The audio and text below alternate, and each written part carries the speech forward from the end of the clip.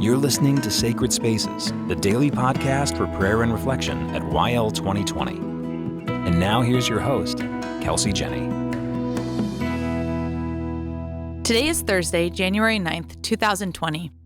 He is inviting us.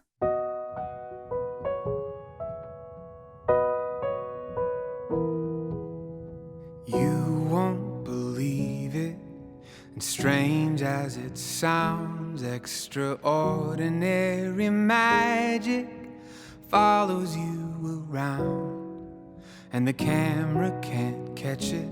You won't see it in the mirror. If I say look behind you, you turn around, it disappears. But I see it, I see it, I swear I do. I see extraordinary magic in you. Friends, it's our last full day together.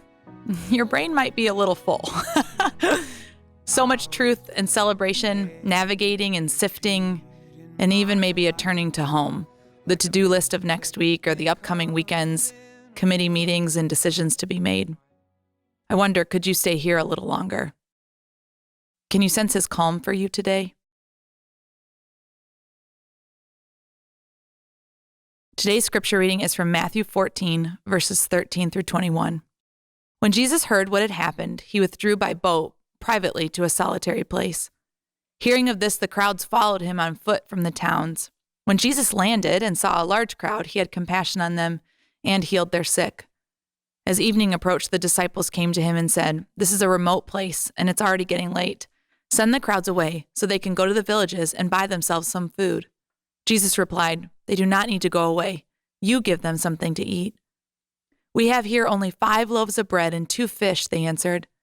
"Bring them here to me," he said. And he directed the people to sit down on the grass. Taking the 5 loaves and the 2 fish and looking up to heaven, he gave thanks and broke the loaves. Then he gave them to the disciples, and the disciples gave them to the people.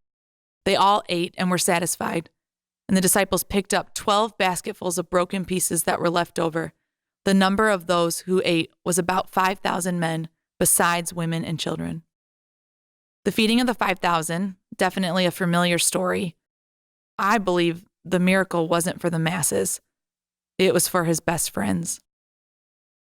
The over 5,000 people had no idea where the food was coming from.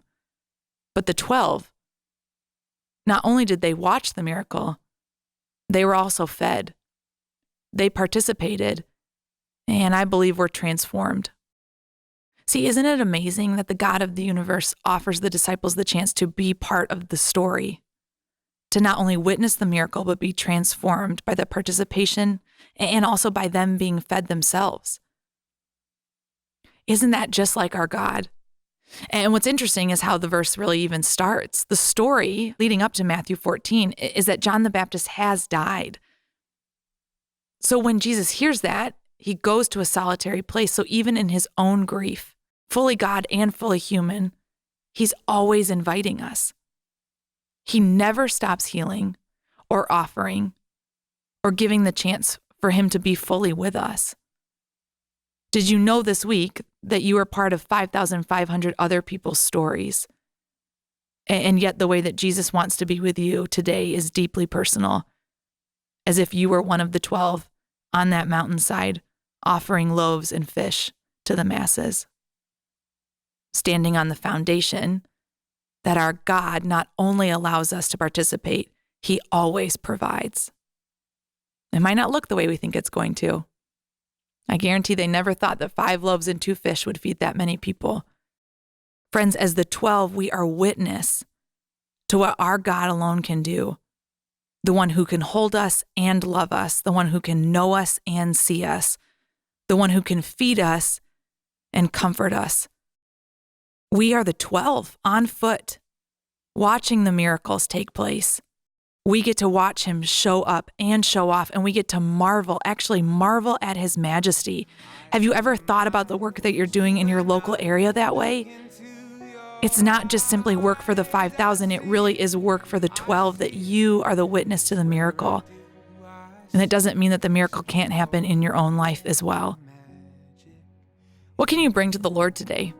that might simply feel like 5 loaves and a couple fish.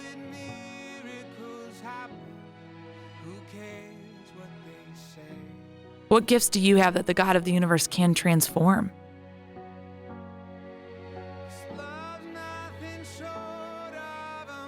How does the Lord want you to participate today? Perhaps it's in this way. Make a joyful noise to the Lord, all the earth, and serve the Lord with gladness. Come into his presence with singing. Psalm 100, verses 1 and 2. So I'll keep my eyes open, awed and amazed, and if you start to doubt it, I'll remind you of the million ways I see it. I see it, I swear I do. I see extraordinary magic in you.